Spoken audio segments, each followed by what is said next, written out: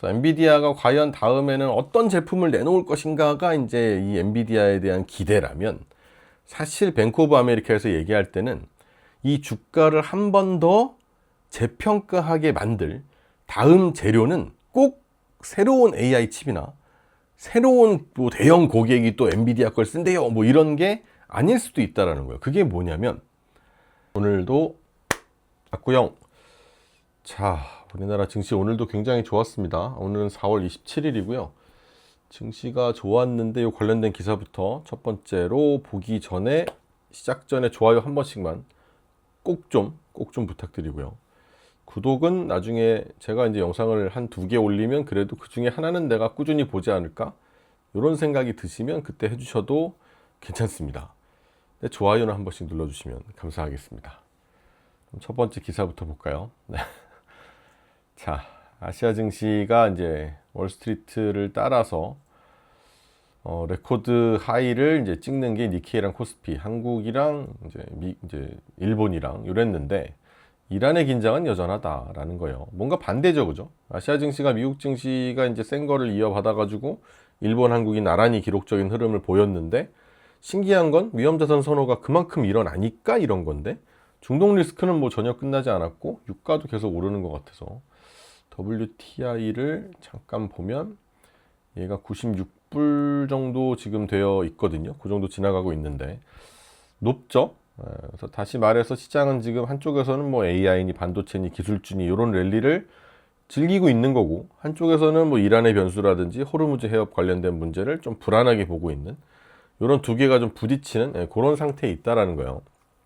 특히 이제 일본이랑 한국 증시가 오늘 강했는데, 미국에서도 뭐 나스닥 S&P 막 오르면서 이제 뭐 신고가를 찍었네 이런 얘기 나올 때, 여기를 보고 뭐 제가 제 뉴스들이 대부분 미국 뉴스를 많이 전달을 드리다 보니까, 이러면 한국 증시는 뭘 어떻게 보라는 거야가 아니라 그냥 그거를 갖다 그대로 대입하면 그렇게 다르지 않다라는 말씀을 드렸잖아요. 그런 것처럼 아시아 투자, 여기서 얘기하기로 그래요. 아시아 투자자들도 자연스럽게 미국에서 이제 나스닥과 S&P가 오르는데 기술주 AI 이런 게 오르니까 아시아에서도 기술주 AI 관련해서 매수를 간 거고, 그러니까 미국의 기술주가 이렇게까지 강한데 아시아 반도체가 뭐 가만히 있을 이유가 있겠어 라는 심리, 그런 게 이제 작동을 한 거죠.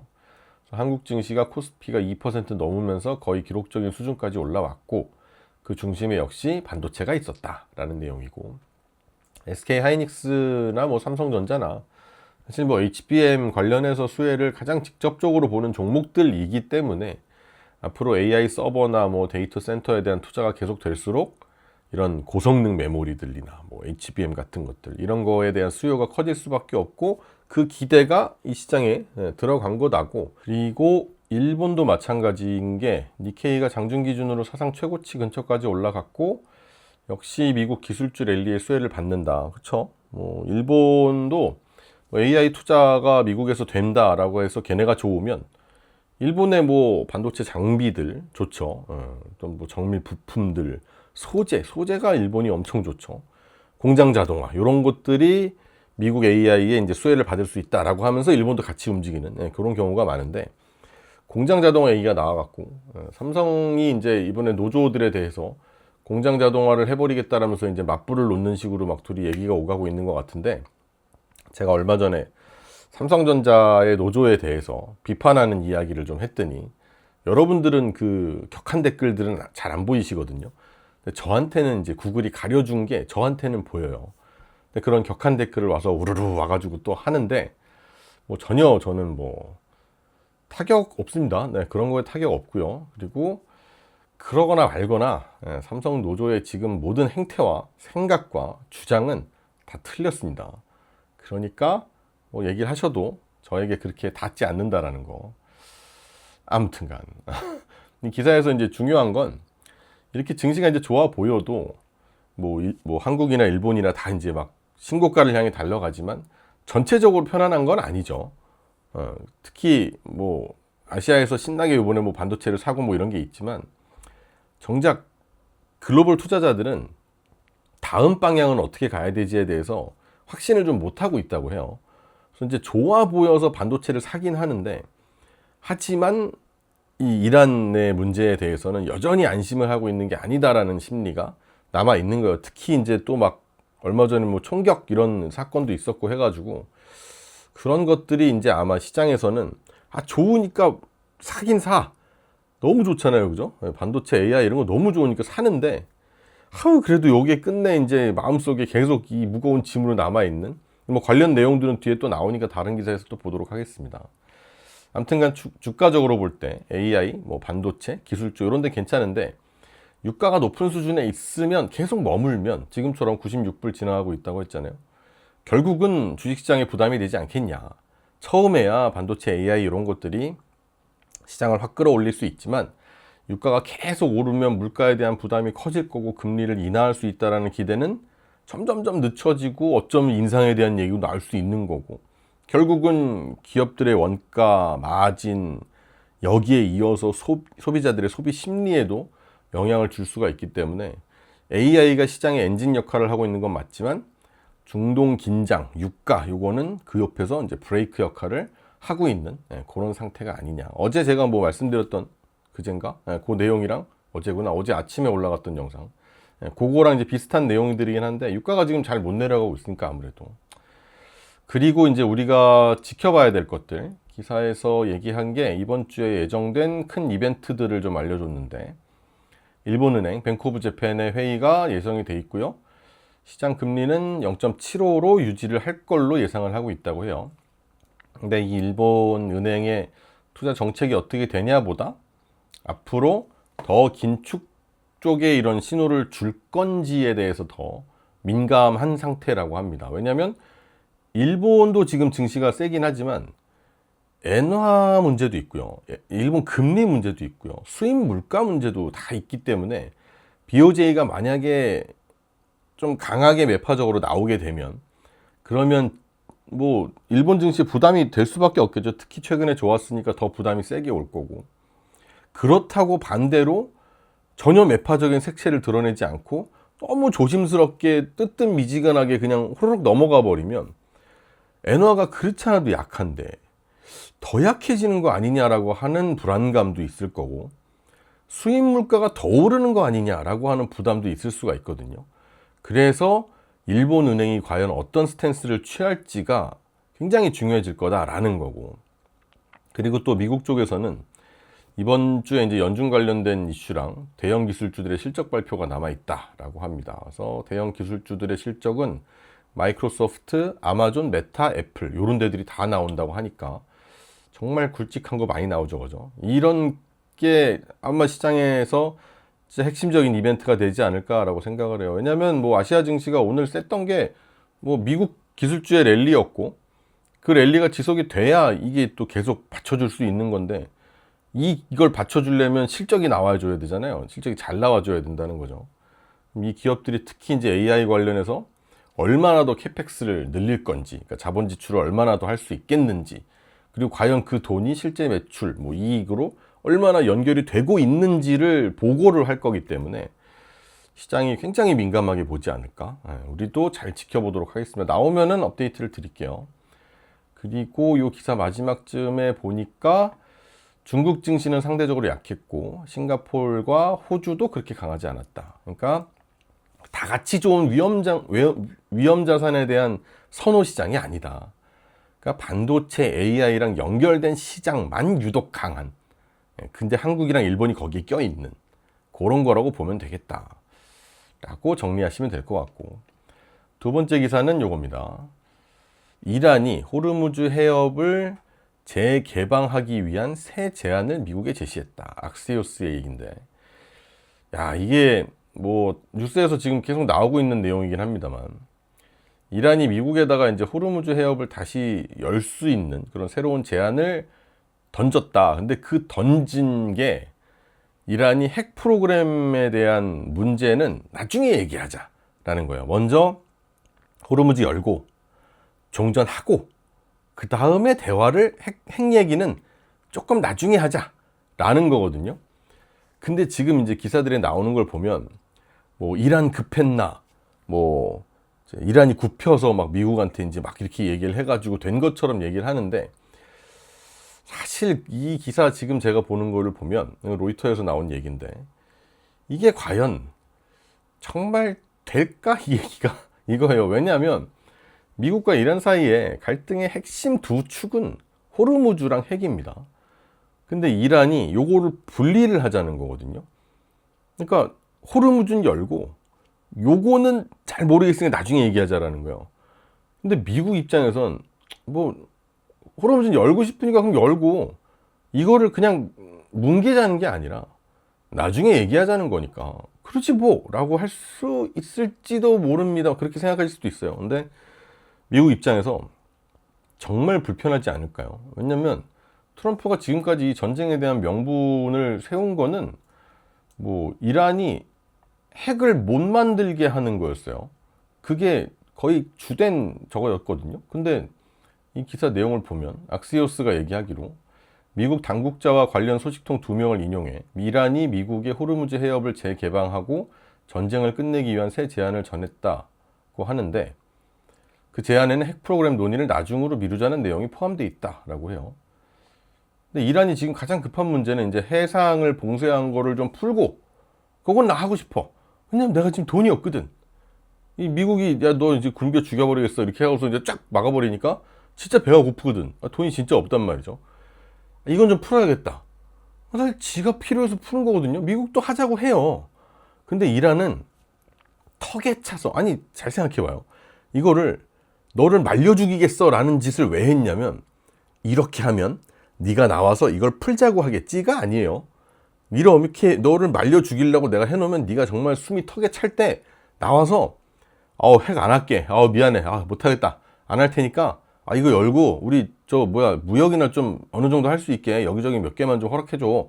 이런 식으로 오기를 원한 게 미국이 아닐까라는 건데 이란이 지가 목에 이제 숨이 턱에 차니까 이거부터 열자.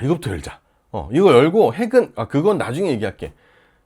미쳤어요. 그럼 그걸 왜 받아? 그죠? 미국이 받기가 참 이상한 거거든요.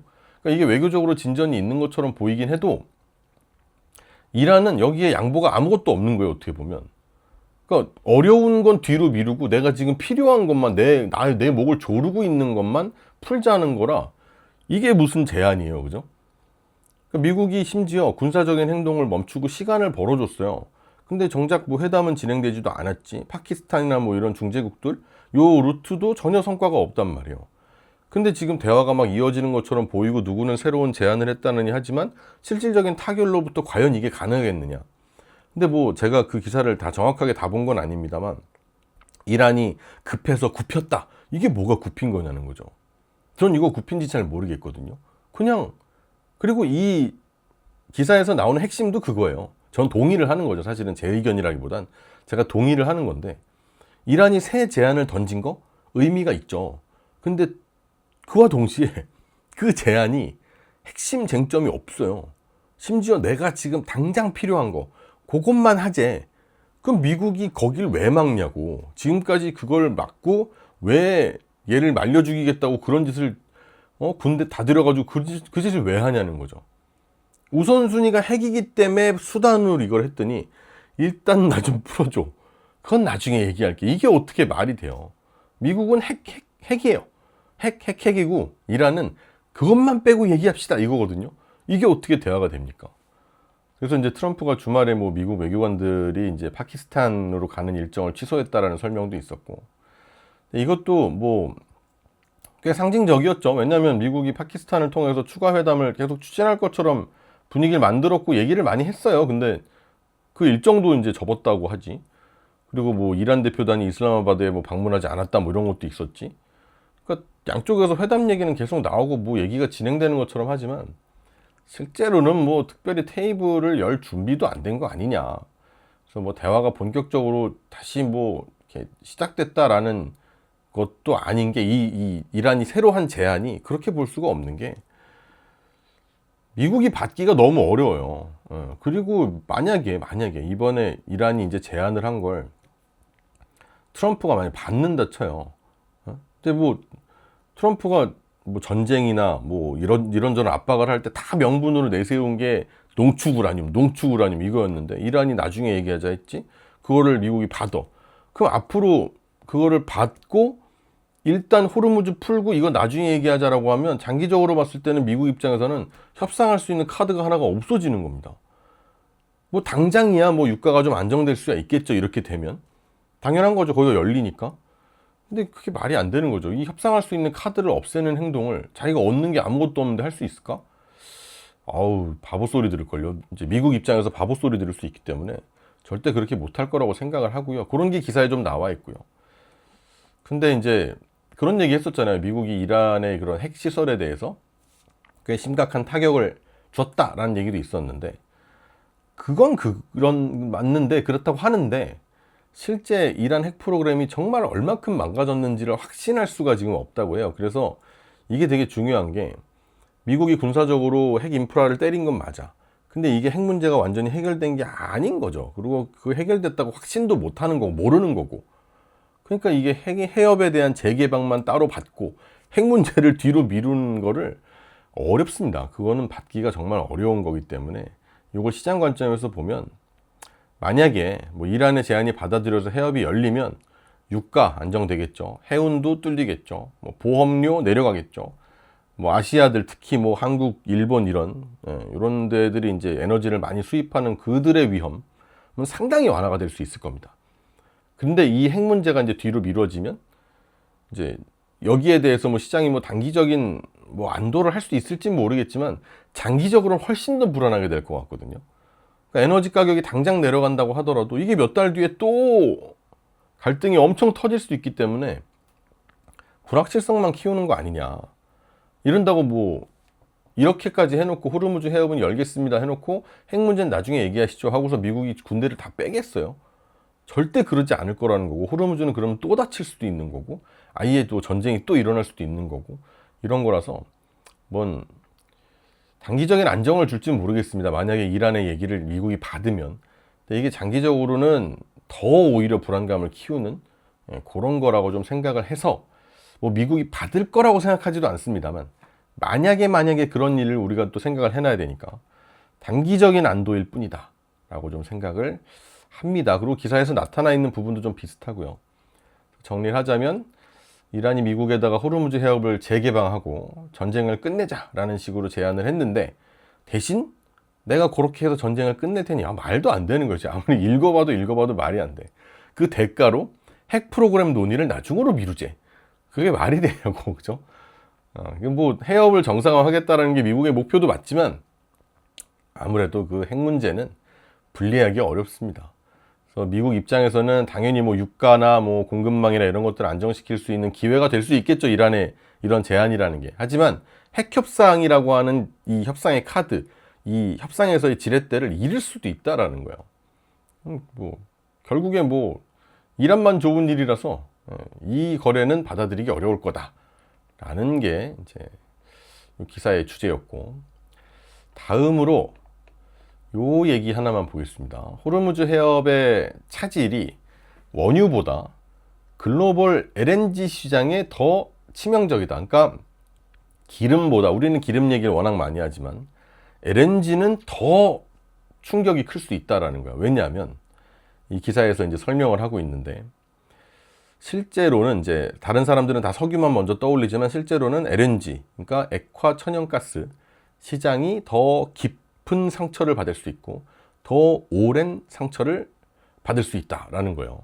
왜냐하면 원유는 이제 시장 자체가 워낙 크고, 그리고 이걸 잘 비축해 놓는 경우도 많고요. 이거 뭐 몇 달 쓸 수 있다, 뭐 비축류 하잖아요.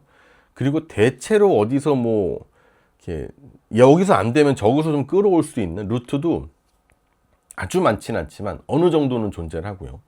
근데 LNG 같은 경우에는 운송의 어떤 구조나 이 수요 공급 사이에서의 특성상 한 번만 막히게 되면 훨씬 석유보다 경직된 반응을 할 수밖에 없다고 합니다. 그게 이제 왜 그러느냐에 대해서 설명을 하는데, 그러니까 LNG가 더 구조적으로 취약하다 이런 문제에 대해서, 호르무즈 해협 폐쇄가 이제 장기화가 되면 계속 이 LNG 가격은 더 많이 오를 수 있다라고 얘기를 하고요. BCA 리서치에서 보고서가 나온 걸 인용했는데, 올해 전략 수로가 다시 열리는 시나리오를 가정해도, 호르무즈가 다시 열려도 글로벌 LNG 수출은 전쟁 때문에 최소 6% 감소할 수 있다. 그러니까 이게 열리면 모든 게 없던 일로가 안 된다는 거죠. LNG는.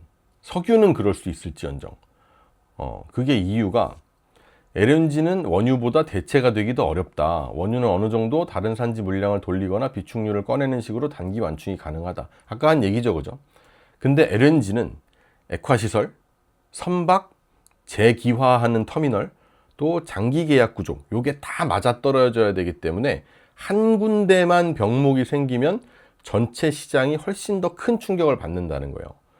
이게 무슨 말이냐면 LNG는 이제 보낼 때 먼저 가스전에서 천연가스를 뽑아요. 뽑은 거를 요걸 이제 액화시설로 보내서 액화시설에서 LNG로 만듭니다. 그럼 LNG로 만들어서 요걸 배에다 실어서 해외로 이제 수출을 하면 그걸 받았잖아요. 받은 데서 재기화라고 하는 터미널에 넣고 다시 기화로 시켜서 기체로 만들어요.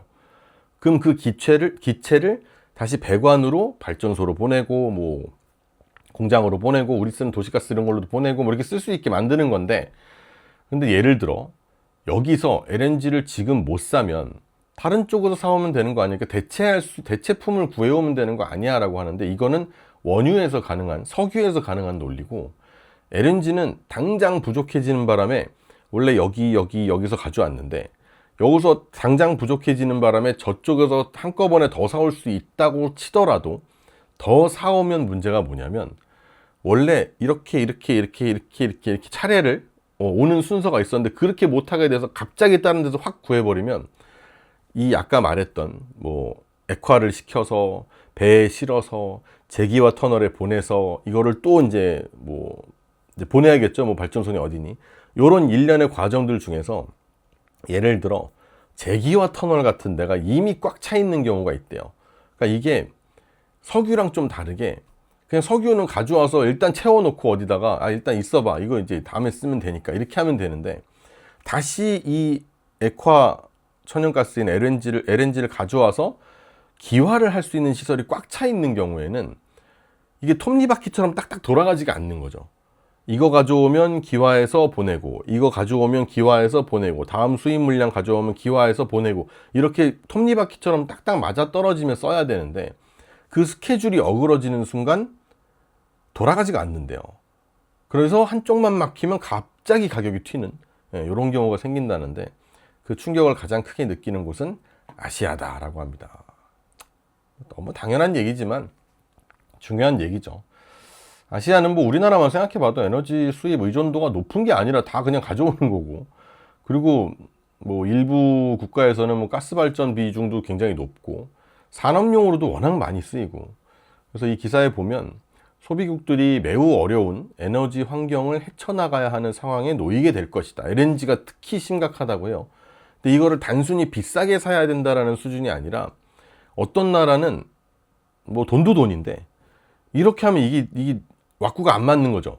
그러니까 LNG 조달 자체를 그냥 줄여버리고 뭐 석탄 뭐 이런 거 있죠. 석유 기반 발전 이런 걸로 돌아가야 될 수밖에 없는 그런 상황이기도 하고, 또 어떤 나라들은 현물 시장에서 LNG를 너무너무 비싼 가격으로 사야 되는 그런 상황들이 발생할 수 있는 거예요. 그래서 호르무즈 해협이 굉장히 LNG에는 더 중요한 거고, 그래서 아까 말했다시피 LNG는 한번 꼬이면 가격뿐만이 아니라 아예 그냥 LNG를 내가 원래 쓰던 걸 석탄, 석유로 대체를 해버리는 수요 행동 자체가 바뀔 수 있다고 해요. 그러니까 가격이 너무 튀는 것도 튀는 건데 수요가 파괴가 된다는 거죠. 그럼 단순히 가격이 오르는 걸 넘어서서 아예 LNG에 대해서 너무 비싸니까 그냥 못 써, 아니면 안 써 해서 수요 파괴 단계로 넘어가면, 그러면 일부 국가에서는 경제적 활동을 줄이거나 더 이제 공해가 많이 나오고 비효율적인, 그러니까 석탄을 얘기하는 건데 그런 연료로 되돌아갈 가능성도 생긴다는 거예요. 우리나라가 요즘 뭐 아무리 못 살아지고 약간 공산국가처럼 변하는 건 있어도 그래도 우리는 아니겠죠. 이건 이제 동남아 얘기를 하는 것 같긴 한데, 우리가 뭐 석탄을 지금부터 먼저 갑자기 써야 되고 이런 건 아니겠습니다만, 하여튼 아시아에는 굉장히 큰 타격을 줄 수 있는 거라는 거거든요. 그래서 이제 LNG 가격 상승에 대해서 단순히 에너지 뉴스가 아니라 산업 활동이나 뭐 물가 성장률까지 연결이 다 될 수 있는 굉장히 큰 변수로 봐야 된다라는 거예요. 거기다가 이 LNG가 또 장기 계약 구조가 워낙 강해가지고 현물 물량을 갑자기 구하기가 그렇게도 쉽지도 않다고 합니다.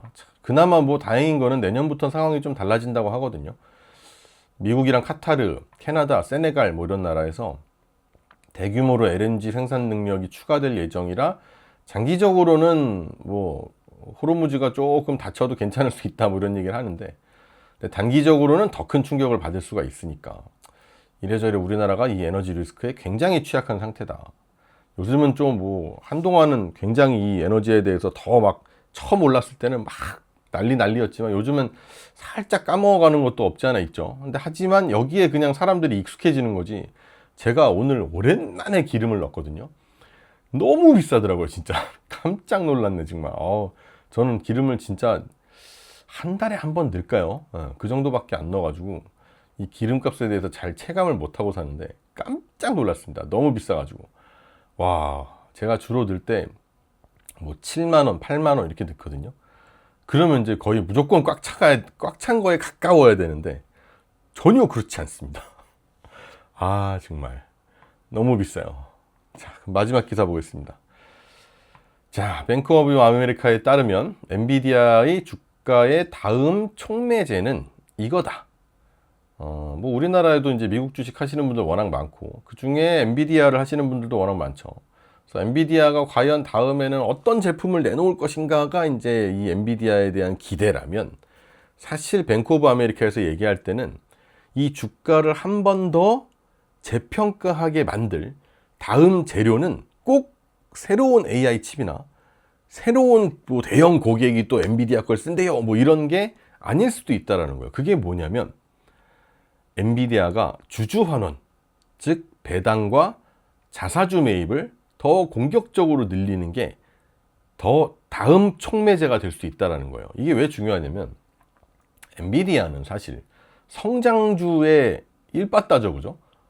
대부분 다 엔비디아를 성장주로 보는데 엔비디아가 돈이 엄청 많거든요.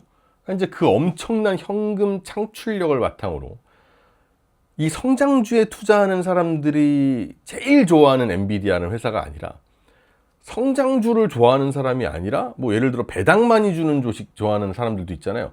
그런 식으로 투자층을 넓게 펼칠 수 있다라는 거죠. 그 단계로 넘어갈 수 있을 거다라는 거예요. 다시 말해서 엔비디아가 AI 성장주의 왕에서 현금도 어마어마하게 뿌리는 초대형 자본 배분 기업, 이런 걸로 이제 또 거듭날 수 있다. 그러면 주가 프레임이 아예 한 단계 더 업그레이드가 될 수 있다라는 얘기예요. 이 기사 내용에 보니까 뱅크 오브 아메리카의 분석가들이 더 공격적인 자본 환원 정책이 엔비디아의 투자자 기반을 넓히고 현재 부당하다고 보는 밸류에이션 할인도 줄이는 데 도움이 될 수 있다. 그러니까 밸류에이션이 엔비디아가 생각보다 조금 밸류를 잘 못 받는 그런 회사입니다. 왜냐하면 돈을 좀 안 씁니다. 주주들한테 돈을 좀 안 주기 때문에 돈을 안 준다라는 건 사실 배당을 좋아하는 투자자들에게 있어서 엔비디아는 그렇게까지 매력적인 캐릭터가 아닌 거예요. 매력적인 주식이 아닌 게 되는 거죠. 그리고 그런 배당주들을 주로 구성하는 펀드들, 이런 펀드들이 등치가 어마어마하게 크잖아요. 근데 그 펀드에서 엔비디아를 넣기가 거의 안 주는데, 배당도 안 주는 애를 뭐하러 사, 이렇게 되는 거죠. 여기 넣을 수 있는 좀 명분이 없다? 네, 그렇게 되는 거죠. 그러니까 배당을 많이 주는 회사 자체가 아닌 거고. 이 기사에 따르면 엔비디아는 현재 시가총액이 5조 달러에 달하는 S&P 500 최대 기업이지만 정작 PER 기준으로 보면 그 매그니피센트 7 다른 종목들보다 거의 50%는 할인돼서 거래되고 있다. 그래서 엔비디아의 26년, 27년 예상 PER이 26년께 26배, 27년 예상 PER이 19배인데 비교 그룹 매그니피센트 7은 49배, 41.5배 이렇게 설명이 돼요. 그러니까 일반적으로 우리는 이제 엔비디아가 굉장히 밸류를 많이 받고 고평가의 끝이라고 생각하지만 돈을 워낙 많이 벌어가지고 얘는 사실 비싼 성장주라기보다는 실적 대비로 봤을 때는 동종업계의 이런 초대형 기술주들보다 훨씬 싸게 거래되고 있는 게 맞거든요. 그러자고 하기에는 이제 너무 많이 올랐다 뭐 이런 얘기를 하실 수도 있겠지만 숫자만 놓고 보면 사실 그래요. 그래서 시장에서는 엔비디아를 대단한 회사라고 분명히 인정을 하고 있지만 그 대단함을 인정을 하면서도 이 얘를 밸류에이션을 평가하는 거에 있어 그 엔비디아가 만들어낼 수 있는 현금의 창출 능력, 또 이 현금 창출된 거를 주주들에게 나누어 줄 수 있는 배분 능력, 여기까지는 이 밸류에 넣지 않은 거죠. 그게 이제 뱅크 오브 아메리카의 주장인 거고. 그러면 프리 캐시 플로우, 이 자유 현금 흐름이라는 게 얼마나 되느냐. 엔비디아가 26년과 27년 예상이지만 합쳐서 4천억 달러 이상의 프리 캐시 플로우를 만들어낼 걸로 보고 있다고 합니다. 이것도 이제 뱅크 오브 아메리카에서 예상을 한 건데, 이 수치가 4천억 달러가 넘는 프리 캐시 플로우는 애플이랑 마이크로소프트를 합친 거와 거의 비슷한 이런 수준이라고 해요. 그러니까 엄청나게 뜨거운 회사고 정말 현금 창출 능력도 어마어마한데, 이 현금 창출을 배분을 안 하니까 안 쳐주는 거지. 네 어차피 네 호주머니에 넣어놓을 돈을 뭘 주가에 반영을 해줘, 이건 거죠. 근데 지금까지는 덜 평가받을 수밖에 없었던 게, 배당 수익률을 지금 엔비디아의 배당 수익률을 평가하기로 0.02%라고 하거든요. 그러니까 사실상 배당이 없는 그런 회사처럼 보이는 거죠. 근데 이 정도 사이즈가 큰 회사들은 당연히 성장주를 사는 투자자들도 좋아하죠. 하지만 정말 안정적인 그런 배당이라든지 현금 흐름이라든지 이런 걸 원하는 아주 장기 자금 있죠. 연기금, 뭐 인컴 펀드라고 나와 있는 인컴 펀드가 이제 이걸 사놓으면 계속 나한테 수입이 이제 일정하게 들어오는 그런 펀드인데, 이런 것들이 굉장히 등치가 크고 굉장히 장기적인 편이거든요. 근데 그 돈들이 엔비디아를 아까 넣을 명분이 없다 그랬잖아요. 근데 배당이 워낙 작으니까 얘는 좋은 회사인 건 알겠는데 이 펀드랑은 스타일이 안 맞는 거죠. 그죠? 그러니까 넣을 수가 없었던 건데, 지금 보면 엔비디아가 인컴형 주식 펀드에서 얘를 보유하고 있는 비중이 16%밖에 안 된대요. 근데 기술주 경쟁사들은 평균적으로 32% 정도의 펀드에서 보유가 되고 있고, 어떤 종목은 57%까지도 본대요. 그러니까 이런 인컴형, 보수적이면서 꾸준히 배당이 들어오든지 뭐 이런 것들을 이제 선호하는 주식 펀드에서 그 100개 중에 16개는 엔비디아를 담고 있긴 한데 나머지 84개는 안 담고 있는 거고, 기술주 경쟁사들에는 평균적으로 100개 중에 32개를 이 펀드들이 담고 있는데, 심지어 어떤 종목은 57개까지도 담고 있는데 얘는 16개밖에 안 담고 있는 거니까, 엔비디아는 너무너무 유명한 기업이고 너무너무 유명한 종목이지만, 야, 미국 주식하는 사람 중에 엔비디아 안 하는 사람이 있어 라고 할 수 있겠지만, 배당, 자사주 매입 이런 거를 중시하는 투자자들은 엔비디아에 안 들어왔다는 뜻이에요. 그러니까 엔비디아가 주주 환원만 해주면 새로 들어올 수 있는 돈도 꽤 있다라는 거죠. 그래서 비교 그룹들의 평균 배당 수익률이 0.89%인데 엔비디아는 0.02%라 그랬잖아요. 안 주는 거예요. 엄청 차이 나죠. 그래서 이제 뱅크 오브 아메리카는 엔비디아가 배당 수익률을 한 1% 수준으로만 끌어올려도 0.5에서 1%까지 올릴 수 있다라고 이제 생각을 한대요.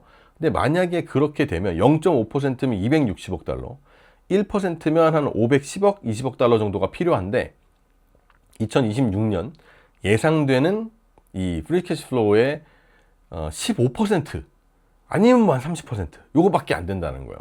그러니까 엔비디아가 주주 환원을 늘리는 건 돈이 없는 게 아니라, 그걸 그래서 못하는 게 아니라, 주주 환원을 난 늘릴 수 있을 만큼 충분히 능력이 있고 돈이 있는데 안 하고 있는 거라는 거예요. 그러니까 돈을 충분히 이제 벌고 있으니까 마음만 먹으면 훨씬 더 큰 환원 정책을 펼칠 수 있다라는 거고. 그럼 지금까지 최근 3년간 엔비디아가 배당이나 자사주 매입을 통해서 돌려준 이 자유현금 흐름 비율은 47%래요. 근데 경쟁사들은 80%.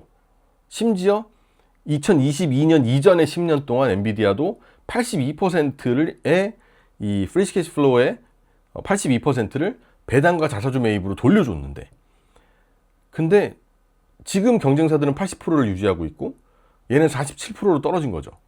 그러니까 성장을 위해서 이 돈을 제가 써야 됩니다라는 논리로 주주 환원 비율을 낮춰 놓은 건데, 지금은 너무 많으니까 오히려 지금의 환원 수준은 너무 보수적인 게 아니냐. 그래서 아마 엔비디아는 주주 환원을 좀 늘리는 쪽으로 바뀔 거고, 그렇다면 다음 엔비디아의 주가를 한 단계 레벨업 할 수 있는 요소가 되지 않을까라고 뱅크 오브 아메리카에서 얘기한 내용인데, 물론 이제 이게 다는 아니라고 하고요. 뱅크 오브 아메리카가 얘기를 할 때 S&P 500 전체에서 엔비디아의 비중이 애플과 마이크로소프트에 이어서 8.3% 수준까지 올라와 있기 때문에 지수를 추종하는 자금이 더 들어올 여지는 좀 제한적일 수 있다라고 해요. 왜냐하면 이미 담고 있는 데들이 너무 많다라는 거고, 하지만 다른 배당 펀드들도 있으니까. 그래서 이미 너무 큰 종목이 됐기 때문에 단순히 지수 편입 확대만으로 주가가 한 단계 더 뛰긴 쉽지 않을 수도 있지 않을까. 그래서 새로운 투자자층을 여는 주주환원 정책이 더 중요하다는 논리가 나오는 거다. 그리고 경쟁 문제도 남아 있는데, 뭐 AMD라든지 뭐 브로드컴, 구글, 아마존 뭐 그들의 맞춤형 칩들이 계속 이제 위협이 될 수 있다라고 설명을 하지만, 그래도 뱅크 오브 아메리카에서는 엔비디아가 이 AI의 그 먹이사슬 내에서 점유율이 70%를 유지할 거라고 보고 있다고 합니다. 그래서 경쟁에 대한 우려는 분명히 있지만 당장 엔비디아의 현금 창출력, 또 시장 지배력 요거를 무너뜨릴 정도는 아니라는 뜻이고, 그럼 엔비디아가 성장할 수 있느냐 없느냐가 아니라 이제는 그 현금을 어떻게, 얼마나, 언제 배분할 것이냐 단계로 넘어가는 게 아니냐. 그래서 정리를 해보자면 엔비디아의 다음 주가에 대한 촉매제는 더 공격적인 주주 환원이 될 수 있다라고 뱅크 오브 아메리카에서 예측을 했고요. 그래서 엔비디아는 이미 S&P 500에서는 최대 기업이지만 사실 밸류에이션이나 뭐 자유현금 흐름, 프리캐시플로우 기준으로 봤을 때는 다른 동종 기술주, 초대형 기술주들에 대비해서 상당히 할인을 받아서 거래가 되고 있기 때문에 이 배당만 조금 늘린다, 아니면 자사주 매입을 좀 늘린다라고 하면 더 넓은 분야에서, 더 넓은 펀드의 종류에서 엔비디아로 자금이 들어올 수가 있을 거고, 엔비디아의 밸류에이션 할인은 줄어들 수 있을 거다라고 얘기를 하는 겁니다. 물론 뭐 다른 뭐 새로운 GPU가 또 엔비디아의 또 새로운 또 재평가를 할 수 있는 포인트가 될 수도 있겠지만, 지금 벌어놓은 이 엄청난 현금을 주주에게 어떻게 돌려주냐도 주목해서 보자라는 거예요. 미국 주식 하시는 분들에겐 꽤 반가운 얘기도 되지 않을까라는 생각이 들어서, 이 마지막으로는 좀 그래도 기분이 좀 괜찮은, 나쁜 얘기가 너무 많잖아요 맨날. 그래서 좋은 소식인 것 같아서 전달을 드려봤습니다. 또 늦게 올라갈 것 같은데 최대한 빨리 해서 올리고 내일 뵙겠습니다.